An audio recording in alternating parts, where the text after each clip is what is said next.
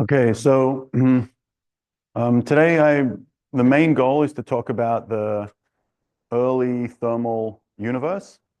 Okay, but before we do that, we'll maybe spend another 5 minutes just on some extra pieces of evidence for dark matter. So I told you I was going to talk about structure formation, but I think we'll leave that for more detail later in the course. But so let me just say one sentence about that. So this was kind of our fifth maybe argument for dark matter, is that dark matter provides kind of the seeds for galaxy formation in the first place. So if we have inhomogeneous dark matter in the universe, we can talk about why it likes to be inhomogeneous. The regular matter can fall into that inhomogeneities and start forming galaxies. So it provides the seeds for galaxy formation.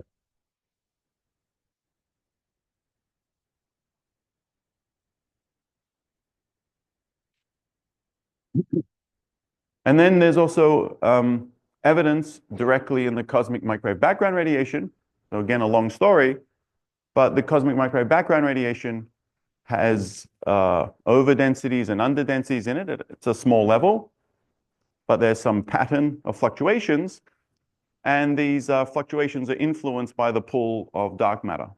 Okay, so if you want to get the right patterns of over and under densities in the CMB, one also needs dark matter to influence that pattern. Okay, that's a long story, and we can talk more about that later as well. But let's say effects.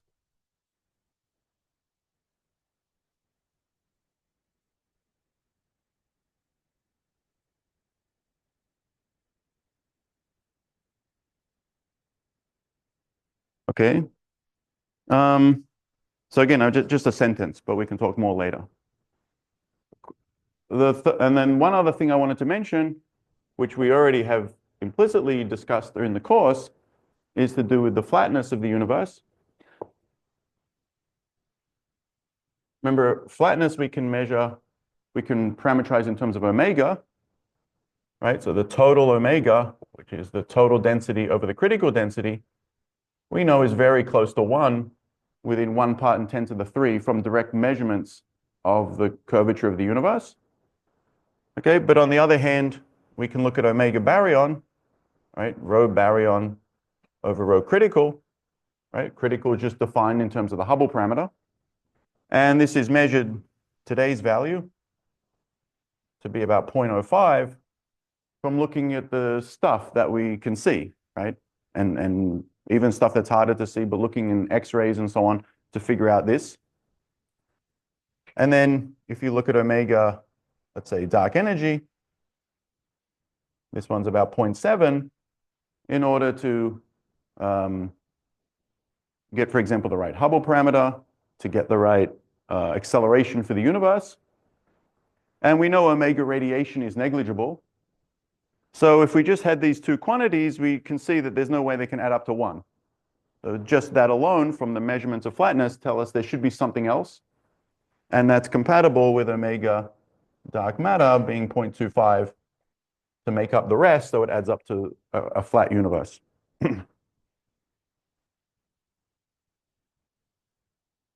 Okay, so that's all I wanted to say about that for now. Any questions about all this? All right, so one other thing before we talk about the early universe, but is maybe just thinking about dark matter for a couple of minutes from a more theoretical point of view. And so here I'm not going to, in the next 3 minutes, present every model of dark matter that exists. That would take the age of the universe. But maybe just give us some thinking along these lines, at least something that affects my own thinking. So dark matter, let's say in its simplest form, one can relax this, doesn't carry any of the regular charges that we know about in the standard model. Okay, so it's color neutral. We'll call that C. Weak neutral, W. and electrically neutral.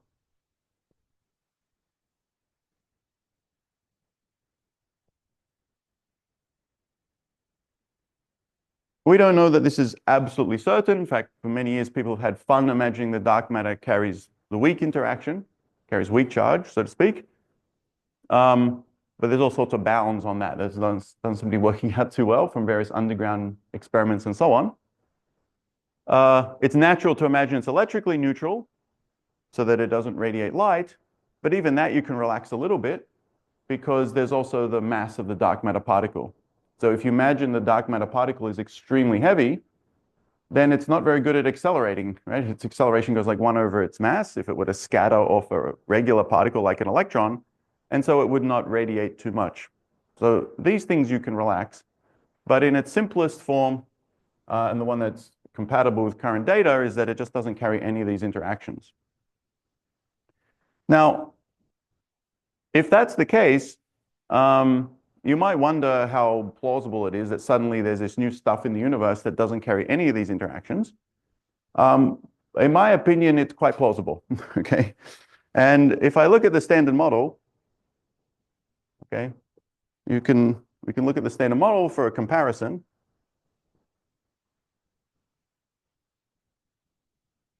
And let's say we just look at the fermions in the standard model. So there's various kind of particles, right? There are, for example, left-handed quarks, and they carry all 3 charges. Okay, so they carry all 3. Right-handed quarks carry color and electric charge. They only carry 2 out of the 3. Right? And you can just keep on going. Left-handed electrons, I don't know why I changed color, carry the weak charge and electric charge. So they carry 2 out of the 3, okay, but in a different pair of interactions. And the right-handed electron carries just the electric charge, so only carries 1 out of the 3 possible charges. And then the left-handed neutrino carries the weak charge,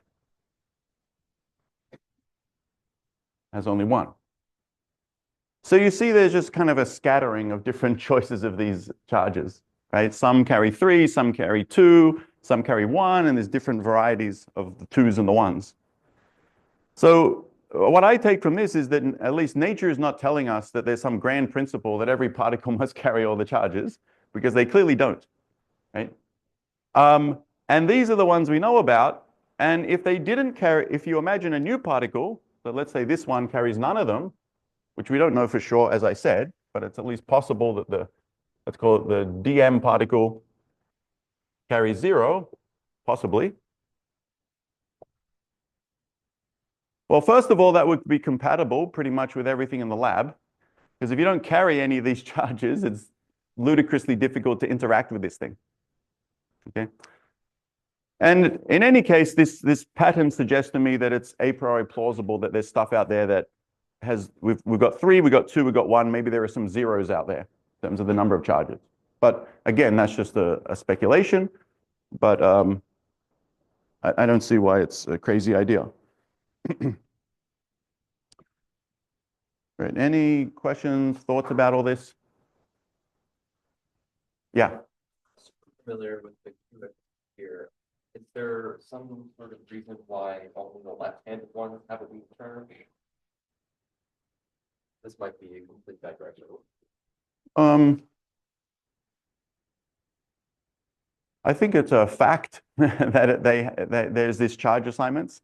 I think I'm not sure I could give you a why as to why that is. It's like also asking why does the electron carry electric charge but not color charge. It is a fact that we have this pattern. So these are the you could think of this line that I wrote here as kind of the building blocks of the standard model. So you give me the particles, and associated you tell me the charges, and those are kind of the inputs. And then the QFT takes care of the rest as to consistency as to how they interact. I don't know, maybe there's something deeper to say than that. Yeah, go ahead.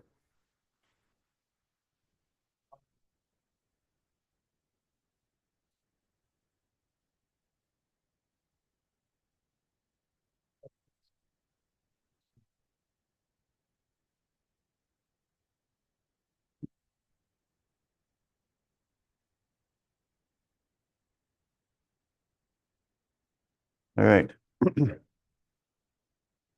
All right. Okay. Good. So now I want to talk about the early universe. Okay.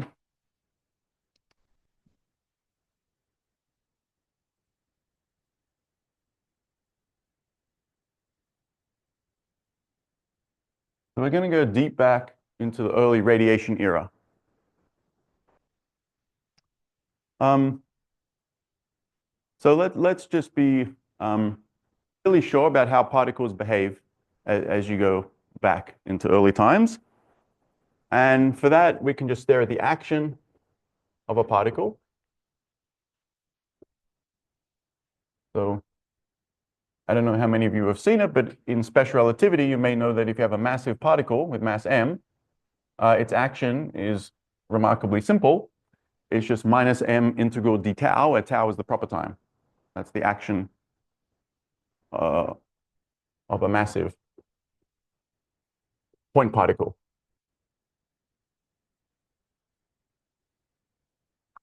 Okay, and now we need a formula for d tau. So recall, if you move along the world line of a massive particle, its proper time d tau is just given by the interval ds squared. And that's just dt squared. And I'm going to focus again on flat FRW. I'll write this as dx dot dx. That's okay? So that furnishes the action of a massive point particle right there. Right? So I just take a square root of this thing and plug it in here. So the action minus m integral of this whole thing, this square root, and it's convenient to factorize for dt. So I'll pull out the dt, square root 1 minus a squared of t, and then I'm left with dx dt squared, which I'm going to write as v squared, or v dot v, where v is just dx dt. Okay? The velocity, so to speak, associated with the co-moving coordinate x. It's important that that's co-moving. We're going to have to come back to that. But is that all right? Okay, so you see we have something that's not too crazy. We can write this as dt times the Lagrangian, where the Lagrangian is minus m integral 1 minus a squared v squared. I'll just write it as v dot v, or v squared. Okay, so it's almost the standard Lagrangian for a relativistic particle, but there's just some a squared factor sitting there. That's all there is.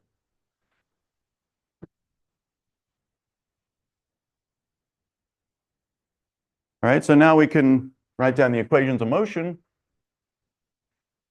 for this particle.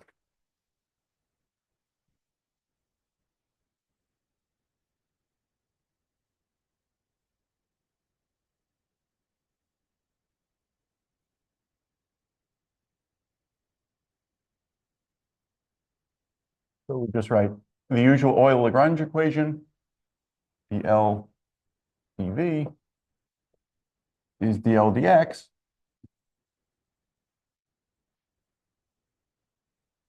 But there's no explicit dependence on x. That's the translation symmetry of our theory. So this is 0. Okay, so this thing in brackets, which is just the canonical momentum associated with our coordinates, is conserved. Okay, so let's write this out. d dt of dl dv, so you just take a simple derivative. That will give us m a squared v over root 1 minus a squared v squared at 0. Okay, so this thing is conserved.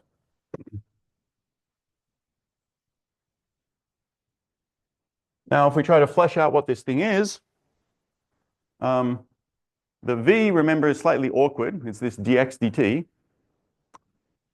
But let's recall the physical speed.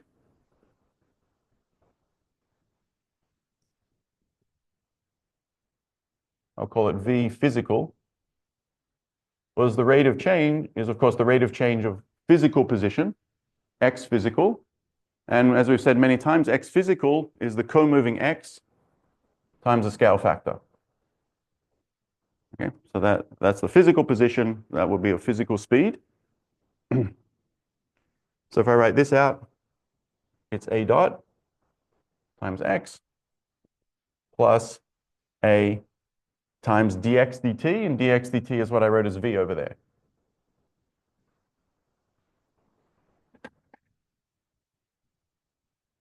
Okay, so there's these two pieces.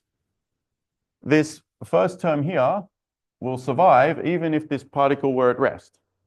So imagine a particle, or you could imagine it's a galaxy caught up in the expansion of the universe. It has a fixed x. So this bit would be gone, and this bit will be there. Okay, so this is just to do with co-moving motion, so to speak, right? An object caught up in the flow. And this bit is there only if the particle is moving relative to the flow. Okay, and people call this sometimes a peculiar velocity. Okay, motion relative to the flow. Okay, so imagine there's a galaxy, but then there's particles moving throughout the galaxy. They have their own peculiar velocity, even if the center of mass of the galaxy is caught up in the flow. So it's the motion relative to that. And you see it's this AV, it's this peculiar velocity that is showing up in this kind of formula. So we'll give this one a name. I don't know, I'll call it V sub P for the peculiar velocity. Okay? So that's the kind of like gas speed type of thing. So this equation tells us that d dt, there's an extra a here. I'll pull that out. And then there's MAV, the peculiar velocity, Vp, over root 1 minus Vp squared. Well, all right, so this thing here, you see, looks kind of like a regular formula for relativistic momentum. Okay, so it's the ordinary formula for the momentum of a particle just moving relative to the flow. Okay? Or you can think of a particle just moving past us, past x is equal to 0. Its velocity is just this velocity. Does that make sense? Because we're not moving relative to the flow. We're at the center of our coordinates.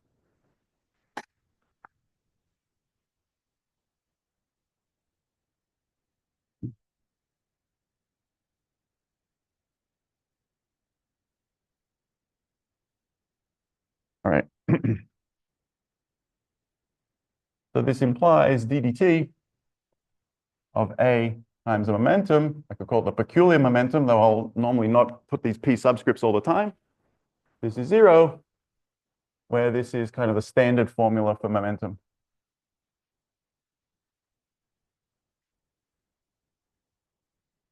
And so this momentum is proportional to 1 over a.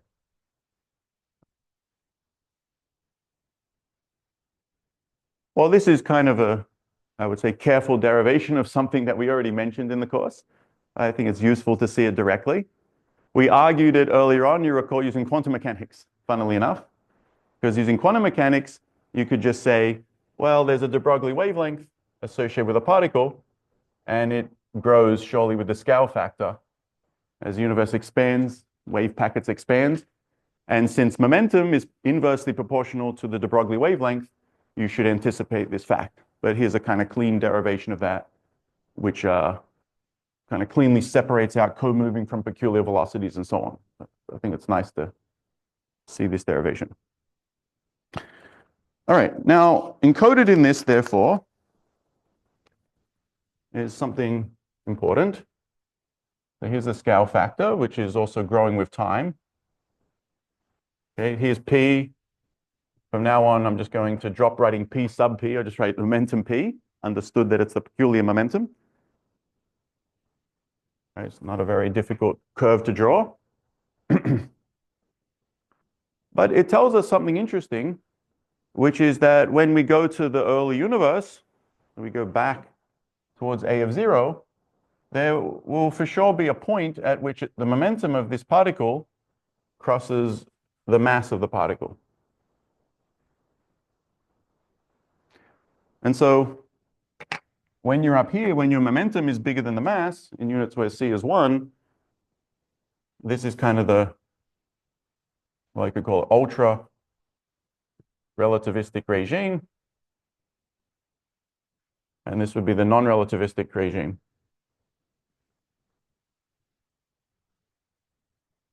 Okay. You want to compare momentum to m or mc. And so relatedly, if that's around about here, this kind of a, I don't know, star, doesn't matter, some characteristic a at which you transition, I can correspondingly plot the peculiar velocity.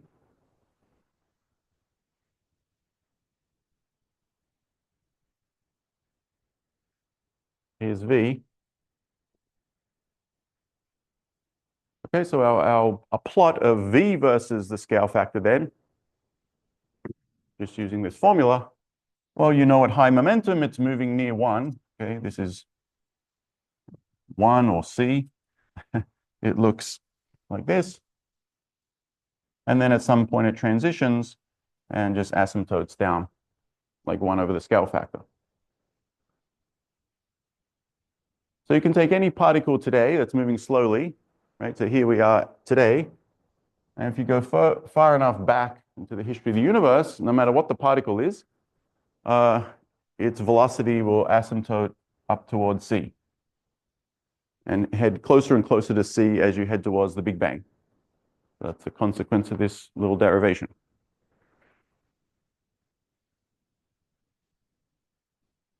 And the time at which this occurs will depend, therefore, on the mass of the particle. So electrons will do it at one point.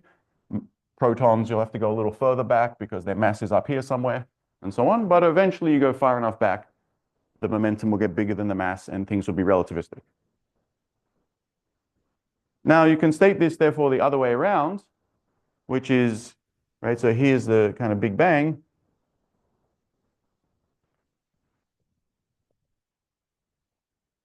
And so if you think of, our universe is somehow, well, laid out at the Big Bang. And so at the Big Bang, the universe decided to basically put everything more or less at V near enough to C. Okay? The universe loves relativity. Things love moving at speed c, more or less. And then the reason things didn't just stay at c, you can say, therefore, why didn't everything just stay hanging out at c, or near enough to? Well, it's because of cosmological expansion. Things started near enough to c, and then it's only because of cosmic expansion that eventually the momentum drops, and then eventually things start moving slowly. Okay. So we, of course, as humans, we're used to things moving slow, and we think relativity is this fancy thing where things are off moving at speed c. But really, the natural state was moving at speed c, and it's cosmic expansion that slowed things down. And here we are having to work hard to figure out relativity, well, at least 100 years ago.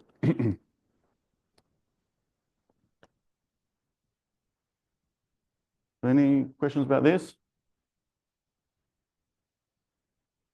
Right.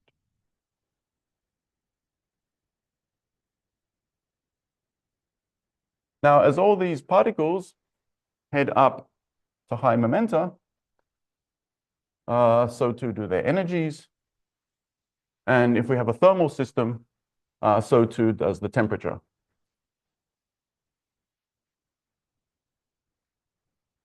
Okay, if we are talking about photons, this derivation doesn't seem appropriate because we have to deal with m of 0. But this punchline, you see, doesn't have an m in it. So this is also just, this is a general fact. So this is true for all particles. Right? So we can even apply this rule to massless particles like photons. But of course, the only difference is that this curve just happens to be completely flat. But I mentioned that because if you think about like the black body spectrum,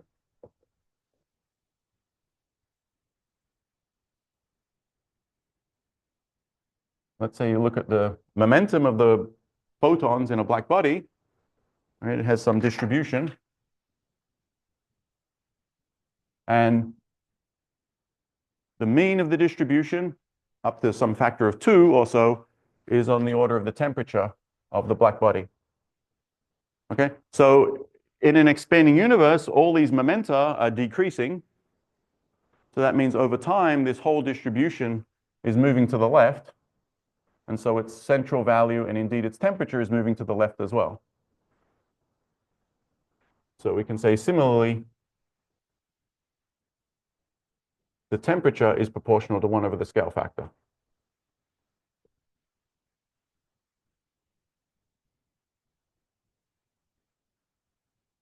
All right.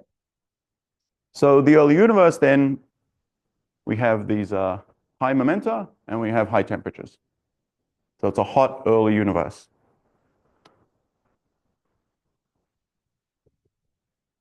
So that's what we want to discuss now.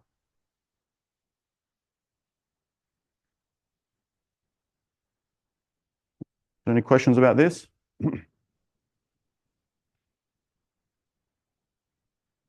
Okay, so think of this as some kind of hot soup of all sorts of particles.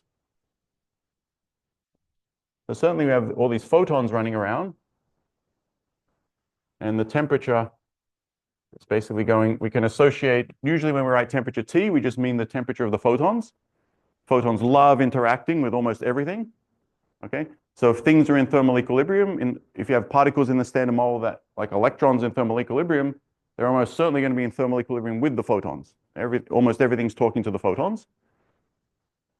Okay, there can be a subtlety there that we'll come back to later. So anyways, a bunch of photons just, zipping around this way and that way.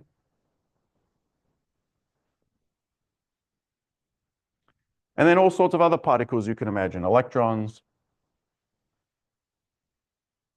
and so on. And as we'll discuss, as we go to sufficiently high temperatures, we will also have to pay attention to like positrons and so forth, protons,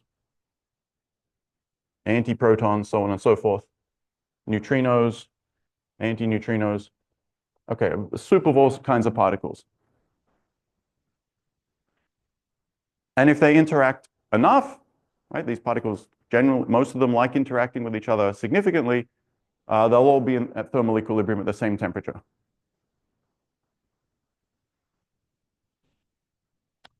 Okay, so that's the picture of the very early universe. Okay. Yeah. Oh yeah, I'm go far enough up, and if we go to sufficiently high temperatures, all the particles of the Standard Model I should be drawing here. Yeah. In fact, at sufficiently high temperatures, I should not even be drawing the protons. I should be drawing quarks and gluons and so on. That's right. Yeah.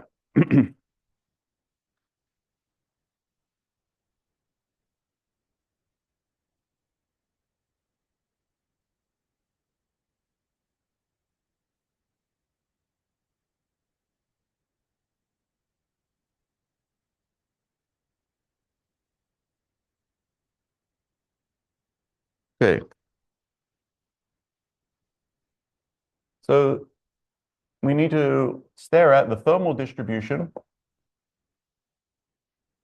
for our particles. Okay, and so something that maybe most of you or all of you have seen in your some StatMech course is that you can talk about the occupancy number for different species.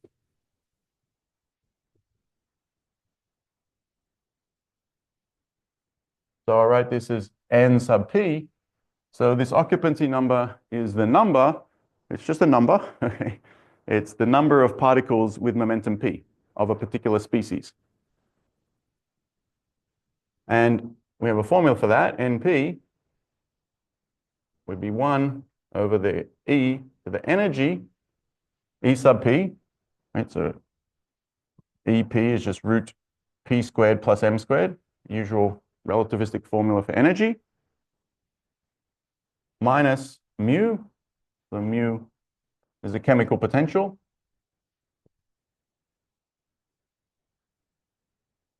divided by the temperature. And then there's a plus or minus 1, where the plus is for fermions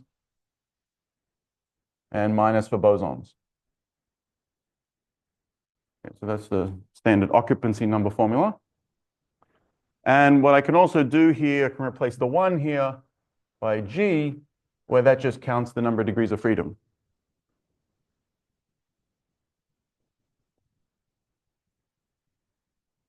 So, for example, if this is for photons, we just said G equal to 2. It's just the two polarizations of the photon, and so forth. All right, so is everyone okay with this formula? All right.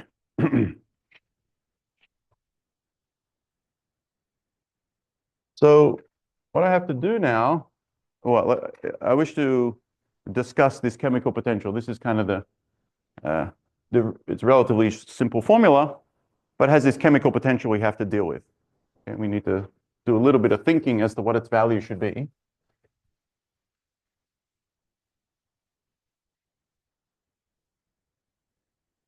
Okay, so normally the chemical potential is a quantity that if you have a fixed, say, number of particles in your box, you can choose the chemical potential such that in the grand canonical, you can fix the number that you want. So you can use it as a dial to get the right number. Okay. So you recall the first law of thermodynamics is something like this, mu dn. But if you have multiple species, you have to do a sum like this. Okay, now in chemical equilibrium, so there can be various processes taking place. Okay, so over here, we can have particles scattering off particles. Okay, but we can also have particles changing. So for example, we could have an electron and positron annihilating into 2 photons, and so on. So particle number changing. And however, there's some rule, which is if you maintain so-called chemical equilibrium,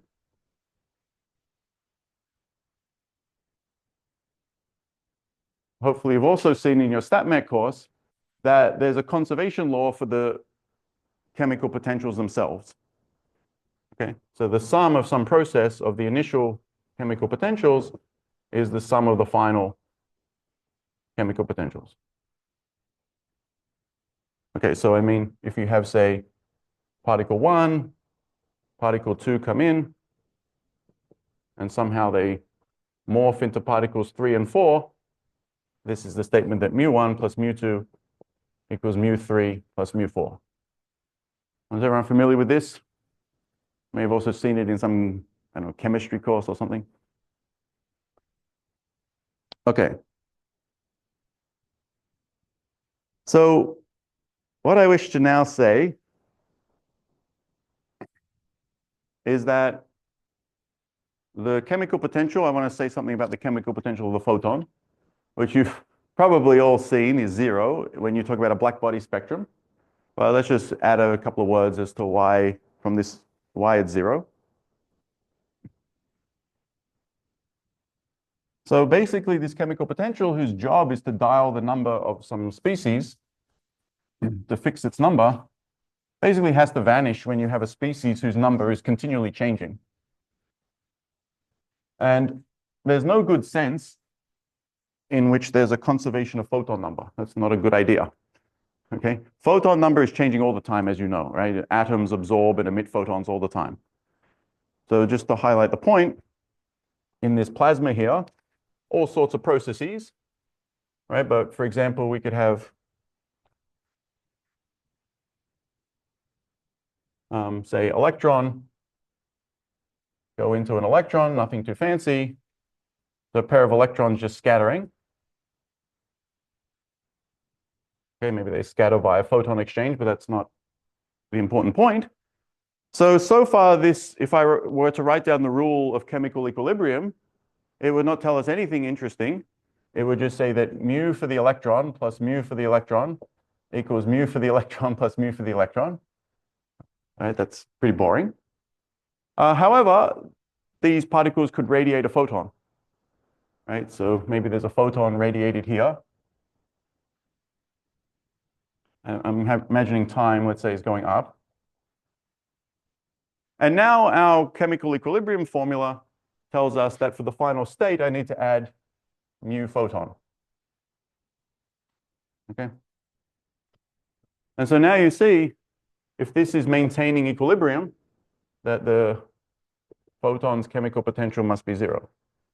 Okay, that's one way of seeing it.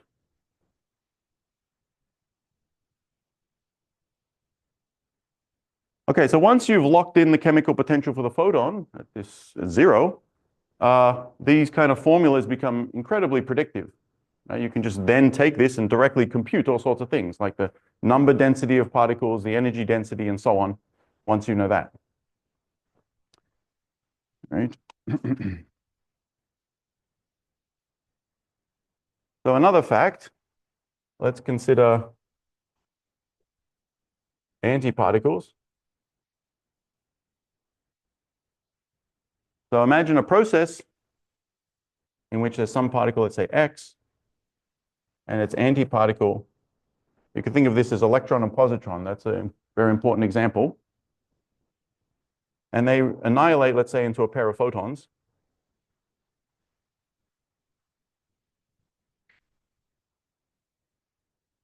Okay, so example, E plus E minus into 2 photons.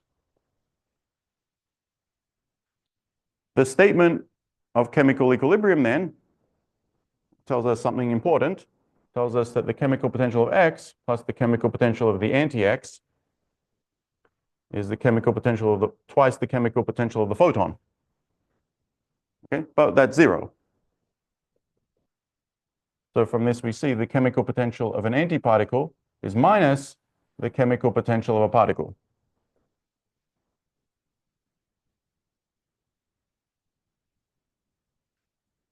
Okay. Which, by the way, is consistent with this rule because the photon is its own antiparticle, so it must have chemical potential of zero. You could think of this as a slightly more general fact than this, but they're both important to keep in mind.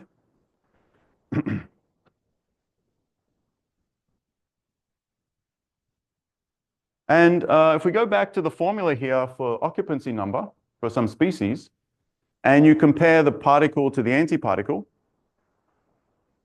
right? Particles and antiparticles have the same mass, m, right? So the E here is identical for particles and antiparticles. They're the same species, so if they're both, say, fermions, you're both going to have to do a +1. And if they're kept in thermal equilibrium, they're at the same temperature T. Okay, so everything about this formula is identical for bosons, for particles and antiparticles, except for the mu, right? The mu is different. They're the negatives of each other. So it's only the mu that can distinguish between, say, the numbers of particles versus antiparticles. It's all encoded in mu. Now, nevertheless, I wish to say something a little funny about the mu's. Now I want to think about the mu's for, say, electrons or mu's for protons and so on. So imagine we did something a little wild and I told you that not only is the chemical potential of the photon zero, I said, let's treat the chemical potential of all the other particles like the proton as zero as well. Okay? Imagine we said that. Imagine we declare the chemical potential of the proton is zero, and therefore the chemical potential of the antiproton is also zero, right? That at first sight sounds like a really nutty thing to say, because if I set the mu for them to be zero, that means the numbers of them are going to be the same. Does that make sense? Right? They're only distinguished by mu. And that means I would be predicting that the number density of protons in our universe is the same as the number density of antiprotons if I set mu to zero, which we know is not true. So let's just summarize that. So if mu equals zero, so then, well, let's just make a statement. Mu equals zero, therefore, if and only if the number density of a particle is equal to the number density of an antiparticle, right? Mu's are the only thing that distinguish them.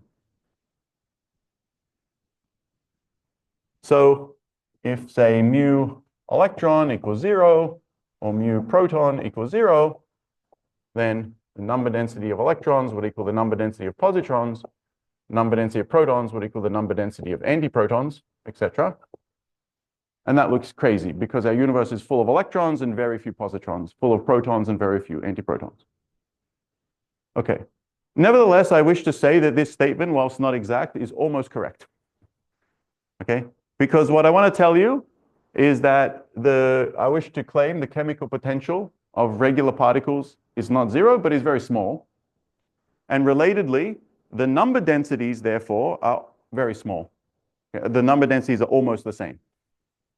Okay? So I wish to claim the number density of electrons and positrons is almost the same in our universe, which sounds like a nutty thing to say. But let me explain what I mean by that. Okay, does everyone get my point? Okay, so for the next 5 minutes, my goal is to tell you that while mu for, say, the electron or mu for the proton is non-zero, they are very small. Okay? And I wish to justify that by claiming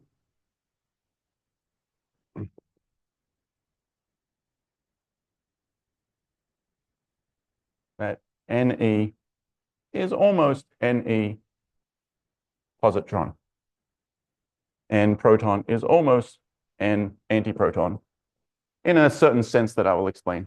You might think that's completely nuts. I'll explain what I mean by that. Okay, but everyone get the point? So if the number densities are similar, the chemical potentials are almost zero, but must be almost zero. Okay, so what I want to talk about is let's look at our universe and talk about how many, say, protons are in our universe.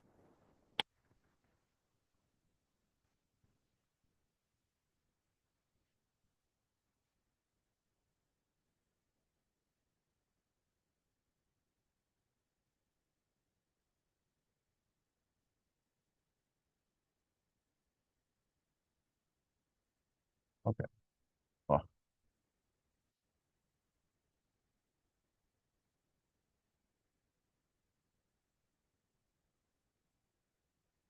in fact, we'll normally talk about how many baryons in our universe. Okay, it'll be almost the same story for electrons. Okay, so let's recall we've talked about rho matter in the universe. Okay. Rho matter, I wrote as something like 1.15 by 10 to the minus 11 eV to the 4. That's today's matter density. Okay, put a little zero here. But the density of baryons is about a sixth of this, right? Because most of it is dark matter. So I should divide by 6 here. So this is about 2 times 10 to the minus 12 eV to the 4. And let's also recall that rho gamma today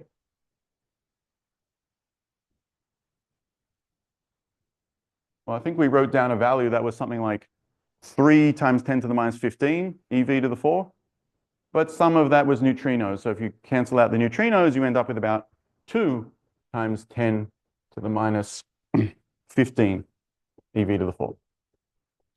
Okay, right? We're used to this idea. The radiation today, in terms of its energy density, is rather small compared to the matter density. Okay, so that's the first point. So from this, we see that the energy density of baryons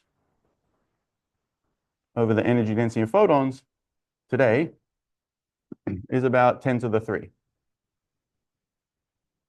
Okay, fine. Lots more baryon density than photon density. Okay, that's not a big shock. But I wish to claim that means there aren't many baryons. So why would I say that? And so now we have to go a little further. But rho baryon, right? These are non-relativistic particles today. And they're going to be relativistic in the early universe. We're just talking about today to guide us. For non-relativistic particles, their energy density is just the mass of a baryon times their number density. Right? These are non-relativistic particles. So their energy is just their mass. And the mass of a baryon is about a GeV. So let's just be a bit loose. 1 GeV times the number density. And on the other hand, the energy density for radiation, for a black body spectrum of photons, well, this is the average energy of a photon times the number density of photons. Again, that's just a fact. That's how you can write energy density. But now I wish to estimate the energy per photon. And the point is the photons of our universe have very little energy. Much, much, much less than a GeV, the energy stored in a proton or a neutron. Okay, so let's just estimate that. Okay.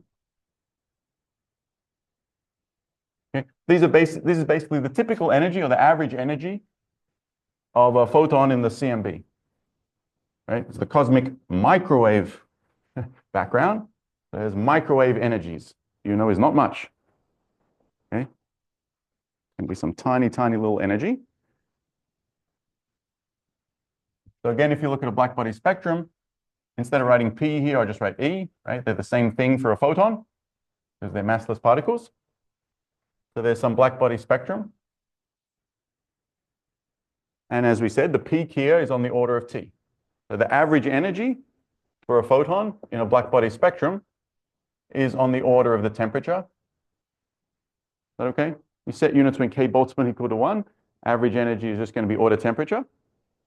And if you want to be a bit more precise than that, okay, I say it's order T, the prefactor turns out to be about 2.7.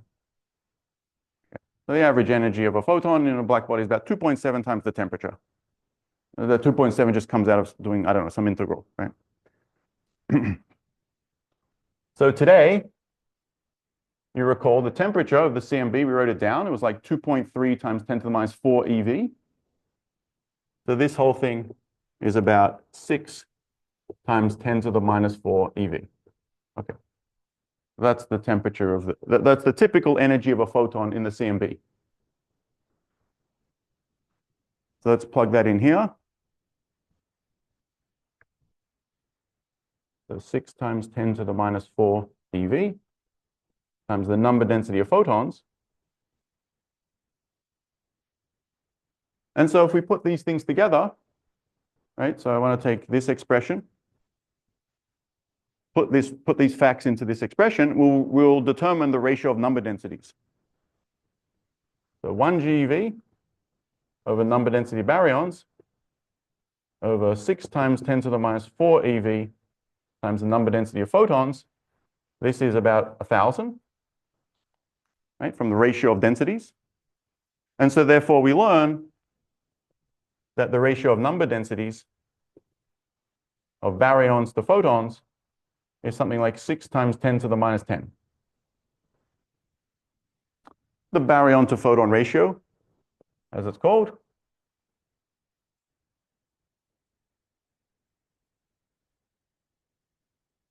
And it's normally written, by the way, as the letter eta.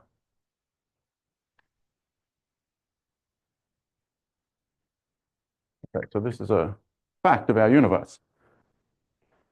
So this is a sense in which, well, so therefore, roughly, for every baryon in our universe, there's about 1 billion or so photons. Even though the net energy in the baryons is bigger by a factor of 1,000 than the photons. Because each photon has such minuscule energy and each baryon has about a GeV worth of energy. Okay, so these are all consistent, all right? In terms of numbers, we should remember this. Is that all right? Every baryon, there's about 1 billion photons. Now, what I want to do is say to you, as we go to the early universe, for reasons we'll discuss, we are inevitably going to start producing antiparticles. We'll not be able to stop it, okay? Well, I'll explain why. But as we go back, we're going to have to deal not just with baryons, but antibaryons, not just with electrons, but anti-electrons. And so it's useful to recast this formula here in a slightly different way, even though it looks a little sneaky. In our universe today, the number of antibaryons is so negligible, right? It doesn't really affect this formula, that I'm allowed to be a bit sneaky and write minus n antibaryon. Is that okay? The thing that I subtracted from the numerator today is completely negligible compared to the number of baryons, right? Because our universe is almost all protons, neutrons, and almost no antiprotons, antineutrons. So I'm allowed to subtract that, and the estimate is still the same. Is that fair? Now, this is actually important because when we go back to the early universe, right, we're going to have to deal with both baryons and antibaryons, okay? And something like this to some first approximation can be conserved, okay? So what this tells you is if you go to a state at high energies where we have a huge number of both baryons and antibaryons, which we will have, the numbers of them are almost the same. The difference between baryons and antibaryons is a tiny little number relative to the number of photons, which will be the figure of merit to compare to. Does this make sense? Okay, so in this sense, okay, so this is the sense in which, let's say in the early universe,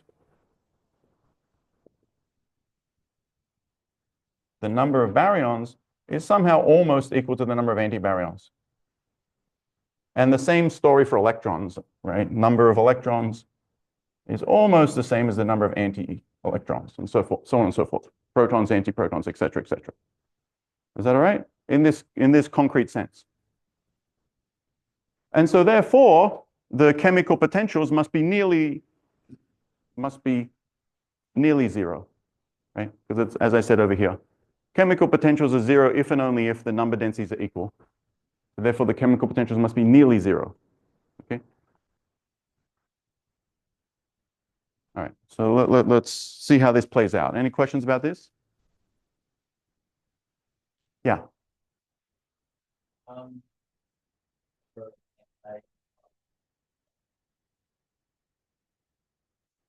Well, I guess, for example, you can look at like cosmic rays and so on. It's mainly a stream of protons, not too many antiprotons. Is that fair to say? We have no evidence for like anti-stars and stuff like this and so on and so forth. Yeah. So everything's consistent with just atoms radiating regular light. Like if you had, you could get the same spectrum, right? If you had stars built out of where everything was flipped to an anti-star, you would get the same spectrum of hydrogen. But then the moment that encounters something else, that would be a giant explosion in the sky and so on and so forth. So we have no evidence for large numbers of antiparticles out there.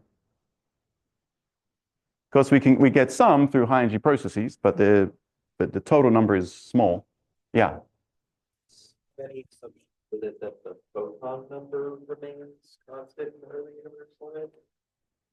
Oh, not that it remains constant, but we'll be able to compute how it changes, and it will be in a very simple way. Okay.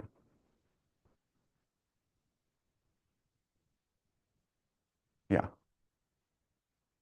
So, okay, actually, as we go to the early universe, the number density of photons will change in a simple way. These ones upstairs will change in a more complicated way.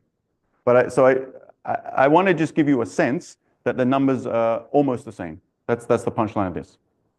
Okay, they're going to change in an interesting way.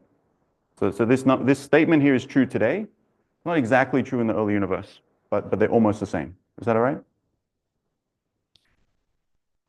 Okay. So let's now try to compute, if we have time, the number densities of these things and their energy densities.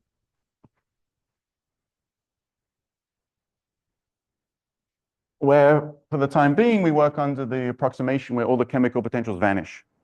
And we have to bear in mind, in the back of our head, that can't be exactly true. We need a little bit of excess protons over antiprotons, et cetera, at the end of the day. So the mu's can't be literally zero, but they're very small. Okay, so let's, as a starting point, let's think about the number density of photons. Okay, this is the kind of thing you probably did in some StatMech course. So we just take our occupancy number formula.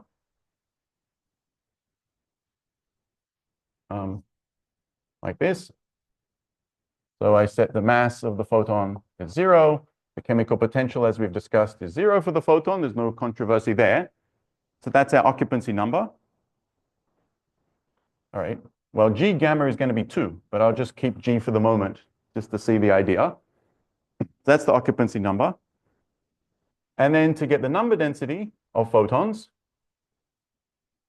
I should integrate this over all momentum.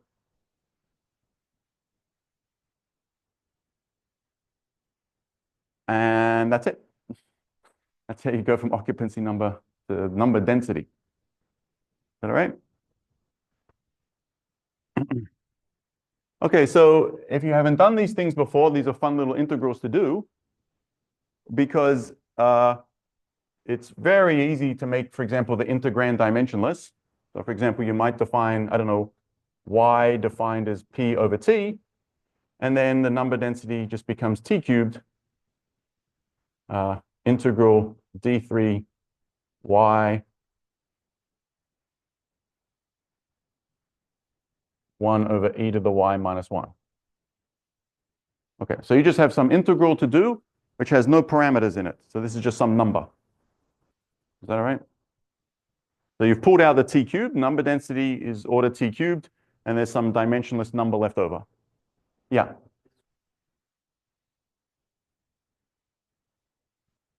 Yeah, fine. Thank you. Is that all right? So those are fun little integrals to do. If I were to say one thing more about it, belabor the point too much, but for example, you might like to use the spherical symmetry, get a 4 pi, and be left with integral from 0 to infinity dy y squared of times this factor. Okay, so then you just have to do that integral. Okay, it's a 1D integral now because of the spherical symmetry.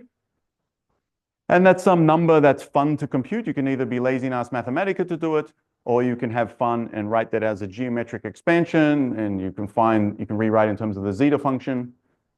I'm not going to do all that here, if that's okay.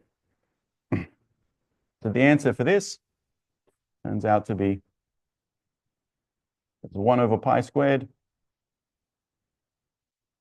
times Riemann's zeta of 3.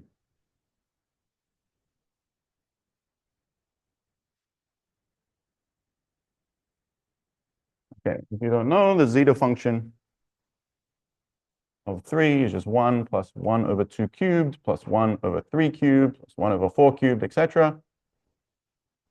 And you add that up, it's just a number a little bit bigger than 1. It's about 1.2. Okay. All right, so you have this. G, remember, is actually 2 for the photon. I should really write 2 there, but I just keep it like that because we're going to have to study other species. So just to tell you how it goes. And also just a note that if we were being super lazy, we might sometimes just say, you know, this is order t cubed. So just bear that in mind. Okay. But there are these prefactors. Okay. So sometimes if you want an order of magnitude estimate, and to get a clue as to what's going on, you might just estimate the number density of photons as t cubed. This can sometimes help one's thinking. All right. Now, any questions about that? Has everyone seen this kind of thing before? Or?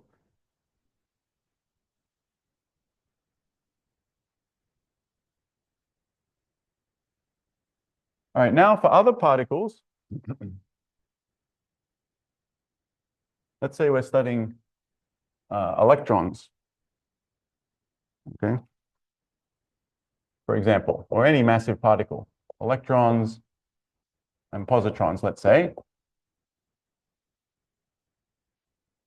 So I wish to claim, we've already said as we go to the early universe, you go far enough back, the temperature is getting bigger and bigger, the momenta of the particles are getting bigger and bigger. These will eventually be relativistic. Okay? So the E, which is root p squared plus m squared, okay, the mass of the electron. You go far enough back, this is going to be approximately just p, when somehow the typical momentum in the distribution is bigger than the mass of the electron. But the typical momentum, remember, is order the temperature. Okay? So you can get away with this ultra-relativistic approximation when the temperature is much bigger than the mass of the electron. That's when it's relativistic. Okay? So let's just write a little summary of that. E is approximately this. And well, we should write it as in the other limit, which we'll have to also mention later, but not right now, when you're at low temperatures relative to the mass, that's when you would use the non-relativistic approximation. Okay, but I'm going to be interested in the relativistic limit, a super high temperature limit for the next little while.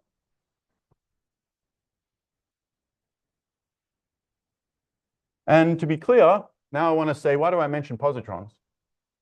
Okay, let's just be clear, right? We can draw these pictures that I drew a minute ago. Let's say electron, positron, pair of photons.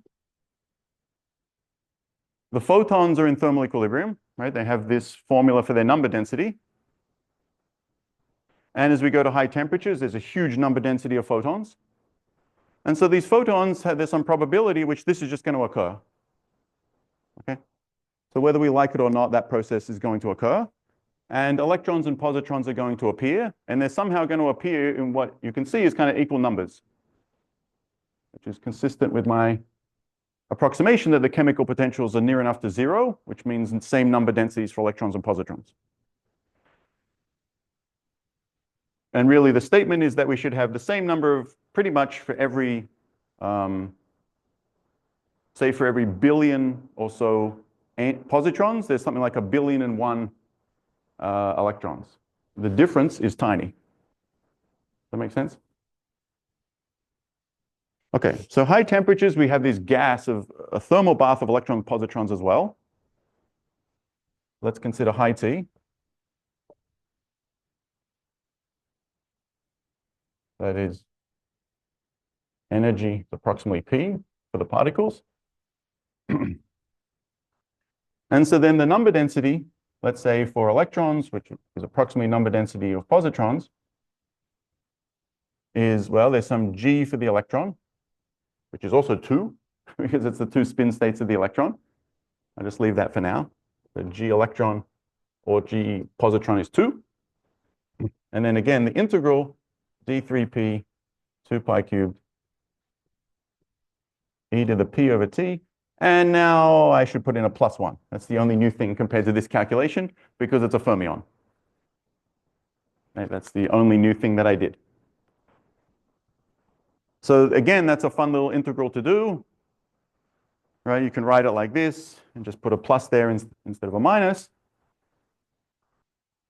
And we can also write in terms of some zeta functions and so on. And let me just state what you get. You end up getting the same answer, except it's a little smaller. It's a factor of 3/4 smaller if you do the integral. You get a 3/4 G for the electron.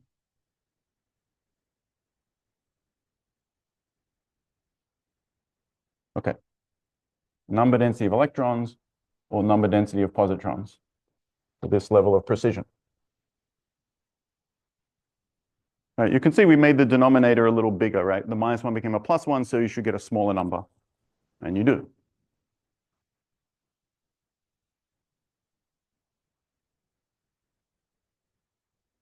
Okay, so we also learned from this, right, that the number density of electrons or positrons is basically 3/4 the number density of photons. Okay. They both happen to have a G of 2, so I can tell you it's just 3/4. All right, so if you go to this early universe, yeah, these 3/4 matter. It's not like we should be so glib and just forget about it. But just to get your bearings, the number densities of these different species are all very comparable. Okay, yeah, there's a 3/4, but other than that, they're almost the same number densities in the very, very early universe. And there's the same formula for the number density of positrons. Okay, and then again, as I said, there's secretly this tiny, tiny little imbalance in them that will be the leftover number of electrons today when the positrons and electrons eventually annihilate away. Okay, 1 part in a billion difference. So these formulas are wrong in the early universe by something like 1 part in a billion. So not bad. I'm used to worse approximations than that.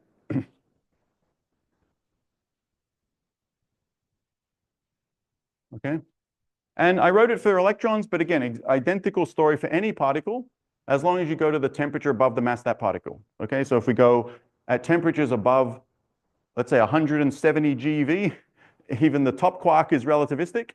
And that will be the formula for the number density of the top quark, something like that. Okay. Well, actually, let's just do that. So a T, let's say much bigger than the highest mass M top, which is like 170 GeV. The number density of the tops and anti-tops is something like this, 3/4 N photon. But this formula has a slight error. Can anyone tell me what is the G for the top quark? It's not just 2. It's bigger than 2. How many degrees of freedom does the top quark have? 3? Well, the 3 is on the right track. There's a factor of 3 sitting there. Yeah, why is there a factor of 3 sitting there?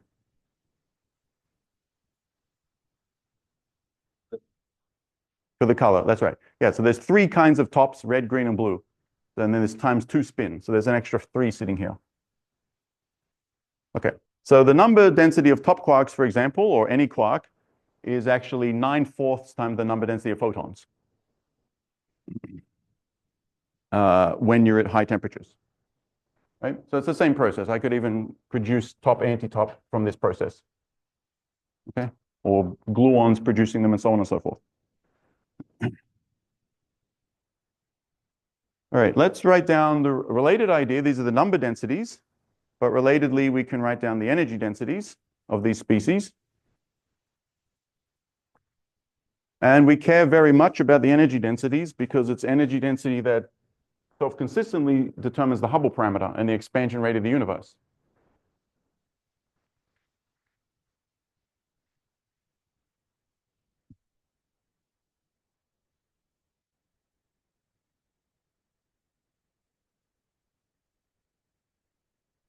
So let's start again with the photons. The energy density of photons is G gamma. So I'm going to write down almost the same formula here.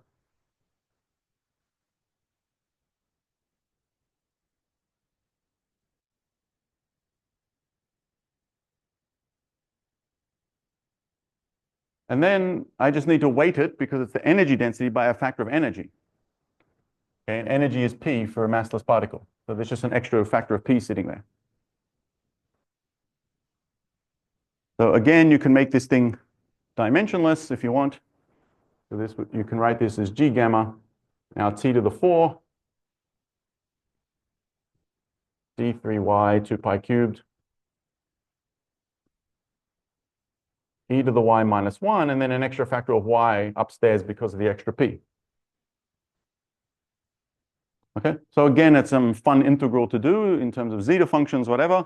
Instead of being related to zeta of 3, it's related to zeta of 4, which is some nice number, like pi to the 4 over 90 or something. Yeah. No, sorry, the minus 1 is down here. That's just the factor for bosons. Yeah.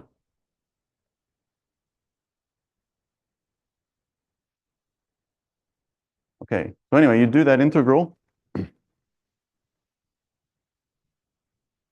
You get G gamma pi squared over 30 T to the 4. And again, if you're super loose about it, you just want to have a rough estimate as to what the energy density is. This is just black body spectrum. You could remember it. It's order T to the 4. But anyway, here's the precise formula.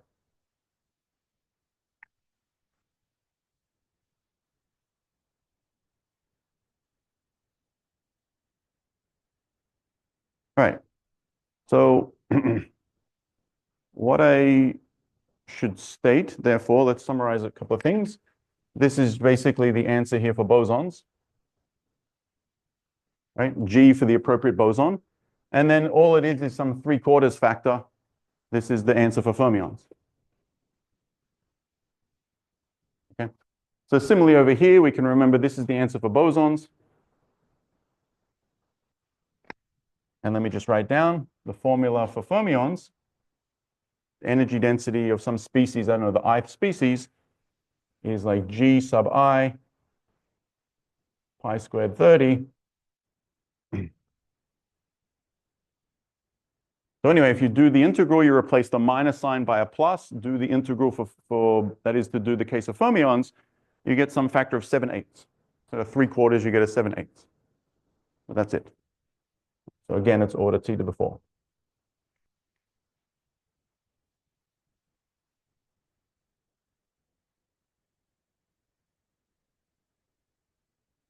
Is everyone okay with that?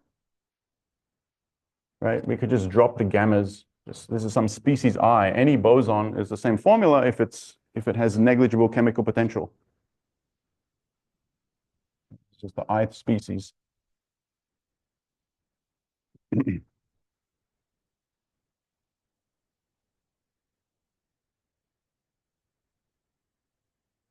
All right.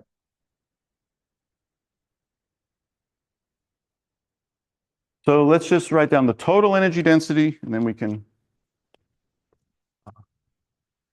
finish for today.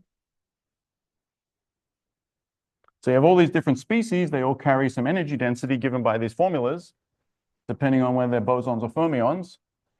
And so you just sum them up to get the total energy.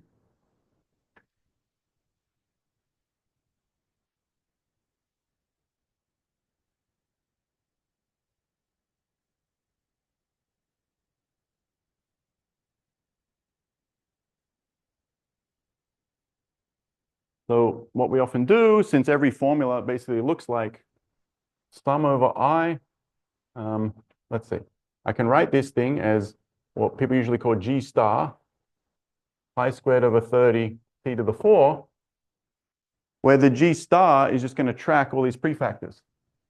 Okay, so the G star, if I just had bosons, I would just say, well, it's a sum over the G, let's call it G sub B for bosons. Does that make sense? I'm just summing these prefactors here. Nothing fancy. And then when I include the fermions, I just have to remember there's a 7/8. So 7/8 sum over all the fermions. Okay. So that's the total energy density. So I guess we're out of time to evaluate how big this G star is. Right? So people give it another name like a star because it's not quite the number of degrees of freedom just because of that annoying 7/8. So you give it a slightly different name. That's the same idea. And just bear in mind, the Hubble parameter is determined by this rho. Okay, so if we know that, we're going to get a concrete relationship between the Hubble parameter and, say, the temperature of the universe. All right, so we'll start off next time by doing some of these countings. We're going to have to count all the particles of the Standard Model and all these factors of 3 and so on.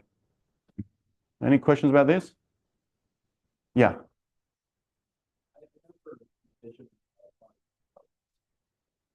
Just written density of fermions, bosons. So does this also work for density of ions, density of alpha particles, density of like amino acids? Like, is this literally all fermion bosons? What suppresses us making things like arbitrarily large?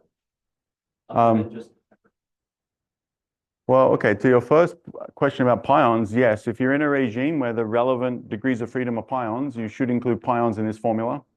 And pions are bosons, so they would just enter into this formula here. I don't know what to say about amino acids other than to say that these relativistic regimes, those are all broken up, and you basically have this soup of near enough elementary particles where these formulas are appropriate. Okay, so above the, say, the QCD phase transition, they're all elementary particles. And when we get below that, where we have, say, protons, we can apply this to protons and pions and so on, and they fit into this same formula. And then we don't normally think about it in other contexts like amino acids and so on, but the key there is I'm really in the ultra-relativistic limit. So if you had a soup of very hardcore amino acids that could survive their form at temperatures above their mass, so they were ultra-relativistic amino acids that didn't just break up the moment they scattered off each other, then perhaps, yeah, you could use a formula like that for them too. But that's the reason we don't normally do that. We will come to the non-relativistic limit as well. All right, yeah.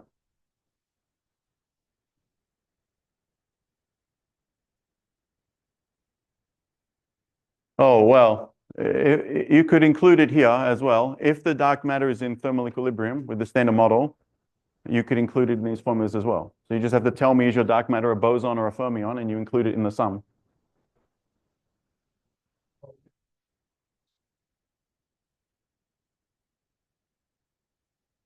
Sorry?